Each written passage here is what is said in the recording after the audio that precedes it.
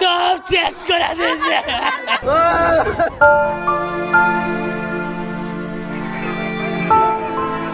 বাংলাদেশি হয়ে জন্মানোটাই যেন কাল হয়ে দাঁড়িয়েছে।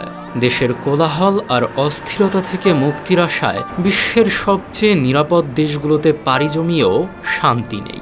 সেখানেও ওত পেতে আছে ভয়ঙ্কর সব বিপদ। বিপদ আর বাংলাদেশি মিলেমিশে যেন একাকার। যুক্তরাষ্ট্রের সাউথ ফ্লোরিডা ইউনিভার্সিটিতে ঘটে যাওয়া জোড়া হত্যাকাণ্ড এই রূঢ় বাস্তবতার এক ভয়াবহ দৃষ্টান্ত। পিএইচডি গবেষক জামিল লিমন এবং রাসায়নিক প্রকৌশলের শিক্ষার্থী নাহিদা সুলতানা বৃষ্টির উজ্জ্বল ভবিষ্যৎ নিভে গেছে এক চরম নৃশংসতায়। হত্যাকাণ্ডে অভিযুক্ত হিশাম আবগার বিয়ে সাধারণ কোনো অপরাধী নয়। পুলিশের খাতায় সে একজন চিহ্নিত সিরিয়াল অফেন্ডার। পারিবারিক সহিংসতা থেকে শুরু করে চুরির রেকর্ড, এমনকি নিজের পরিবারের কাছেও সে ছিল এক ভয়ঙ্কর আতঙ্ক।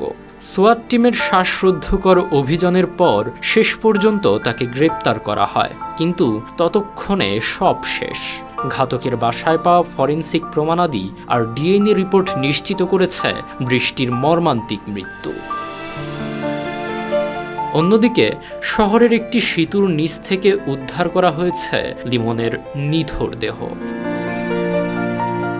উন্নত জীবনের বুক ভরা স্বপ্ন নিয়ে দেশ ছাড়া এই মেধাবী তরুণ প্রাণগুলোর এমন করুণ পরিণতি বারবার একটি কঠিন প্রশ্নই আমাদের সামনে নিয়ে আসে।